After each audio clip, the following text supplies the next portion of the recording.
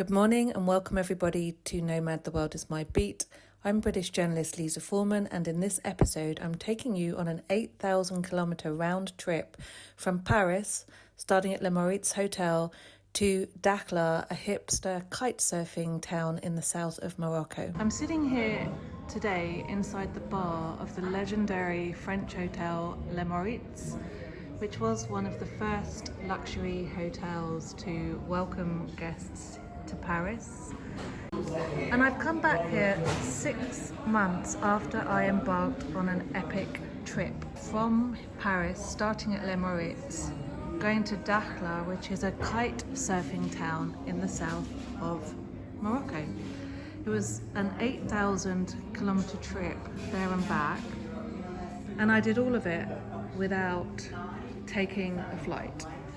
So I set out from Le Meurice. The hotel was kind enough to host me for the night and give me a gorgeous suite overlooking the Tuileries Gardens. We had a giant feast, myself and a friend, before I set off early the next morning by train from Paris. Now, I didn't have an exact itinerary planned, but my next stop was the Marrakesh Film Festival. So I left knowing that I would get as far as Madrid. I took an early morning train. I managed in Madrid to connect to the last train of the night going all the way south to Málaga. And Málaga is where I spent the next night. And in fact, I went from being here in the most luxurious settings you can imagine to roughing it for the night in a youth hostel. So from Málaga, I discovered an overnight ferry, and the overnight ferry went over to Melilla. Now, Melilla is a Spanish town in North Africa. It's famous because Gaudi's protege built a lot of the architecture, and it's a fascinating mix of Moroccan and Spanish culture. So I spent a couple of nights in Melilla in the Hotel Nacional, which was a hideously ugly, depressing local hotel. I continued by train, which was 6 hours, down to Fez.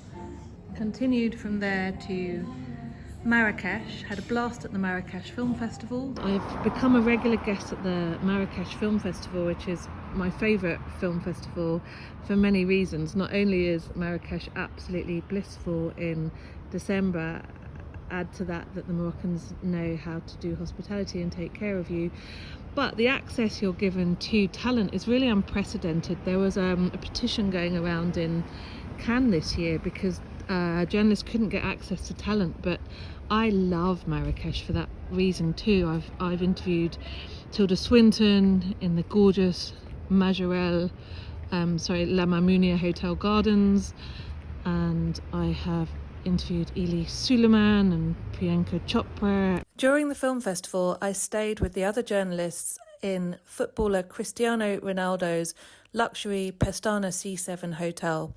When they left, I moved 400 metres around the corner into the Youth Hostel Association in an old courtyard house situated in the middle of a private tennis club. It's no longer private, still a tennis club, called the Club Tennis de Formation. And I began paying €7 a night for my own room, and I was adopted by the people that ran it.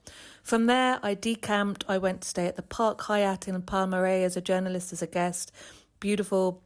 Sir Richard Branson was kind enough to host me at Kasbah Tamadot in the Atlas Mountains. Caravan by Habitas were fantastic and gave me an opportunity to explore the Agafay Desert at that Caravan by Habitas location.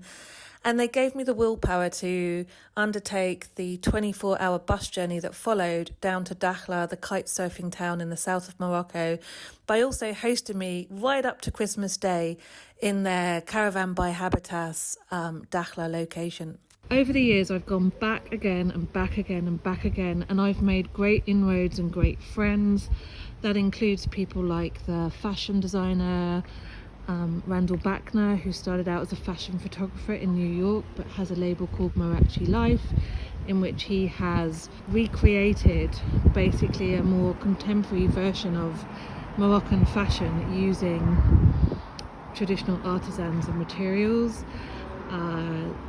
I have some wonderful other friends over there, like Stefan Dorenza, who is a fashion designer as well, photographer, who worked for the Yves Saint Laurent Jardin Majorelle for a long time and is a fascinating character, has a wealth of information on Morocco.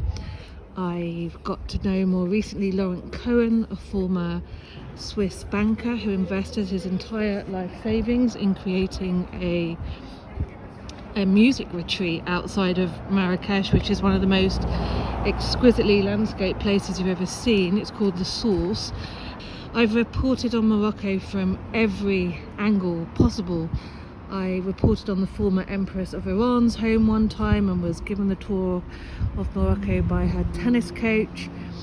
I have reported on the Yves Saint Laurent people and got inside stories on all the comings and goings and happenings in and around Pierre Berger and Yves Saint Laurent in Morocco. I've gone out to cover mountain towns for travel stories. I actually followed in the footsteps of an expedition documented in a book called Berber Village.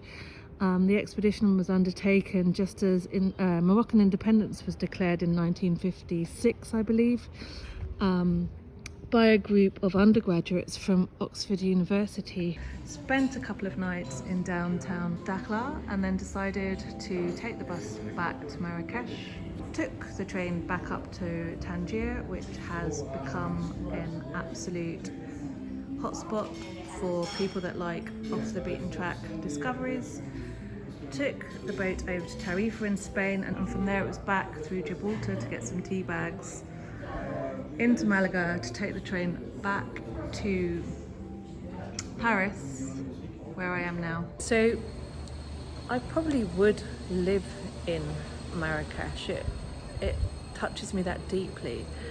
But in the end, I am a busy journalist and I'm also quite active. I take part in many activities, I travel a lot, and Paris is a much more practical base for me. So here at the Mosquée de Paris, I get to have a bit of the best of both worlds. Who would know? I can't tell the difference. I've spent lots of time in Morocco. Look at this. Look at that Moorish architecture, the Tadalak tile work, the arches, the greenery. There are lamps up above me. There you can see some in the background. And so, yeah, I think this garden gives you a sense of what a trip to Morocco can bring for you. Feeling wise, architecturally wise, and touching upon spirituality and being able to be in nature, but we're right in the middle of Paris. When I grew up here on the beach in Whitstable, Kent, I had no idea that one day I'd set off on such epic adventures as the one I've just undertaken to the south of Morocco. In those days, as far as we went was to Ireland every summer to visit my dad's sister. When I was about 14, we actually went to Wales and stayed in a cheap and cheerful holiday camp called Butlins.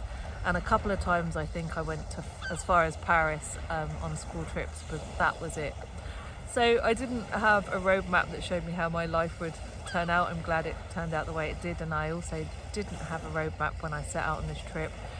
I didn't quite know how to get from A to B or where I would stay. I winged a lot of it. I sent a lot of emails on the road.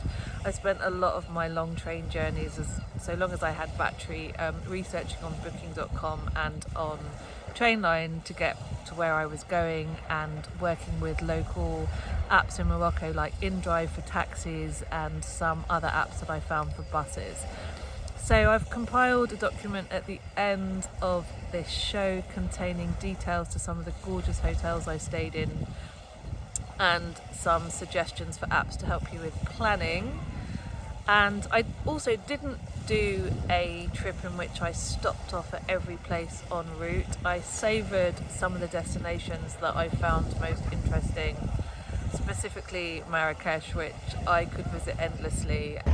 So Napoleon is buried somewhere behind me. You can't quite see where it's at the back of this building, inside that gold dome peeking up above there. So I'm sure he had much bigger challenges than me to face in his battles and travels, but I have returned to Paris, having completed an 8,000 kilometre trip, round trip overland, to a place called Dakhla in the south of Morocco. I'm standing outside the Musée de l'Armée, but I just want to say a big thank you to the people that got me there and back. I get no budget as a journalist. I'm not paid for doing this story, and I had to wing it. And I have a huge amount of people to thank, especially Trainline, who were kind enough to give me a voucher. This was an overland trip. Booking.com have been extraordinarily generous with me in giving me vouchers as well to use via their wallet system, which gives you credit on their website and allows you to book hotels. A huge thank you to the Dorchester Group and Le Meurice Hotel for allowing me to stay in a beautiful suite where the trip began one late night in November 24. Thank you to the gorgeous Park Hyatt in La Palmeraie, to Sir Richard Branson for the stay at Kasbah Tamadot in the Atlas Mountains. Another huge thank you to the Habitas by Caravan, I hope I've got the name right, group Habitas, which hosted me outside of Marrakesh in the Agafay Desert and then down in Dakhla. Another big thank you to Laurent Cohen at The Source, a fantastic music resort outside of Marrakesh, who's hosted me endlessly on my exploratory trips to Marrakesh. And thank you to the team at the Marrakesh Film Festival for every year having me back and hosting me. During the festival this year, we stayed at Pestana C7, Cristiano Ronaldo's hotel. I couldn't have done it without all you guys. Thank you also to Airbnb for continuing to host me or my apartment. And that's the money that floats me on these trips, but it's still not easy. Thank you.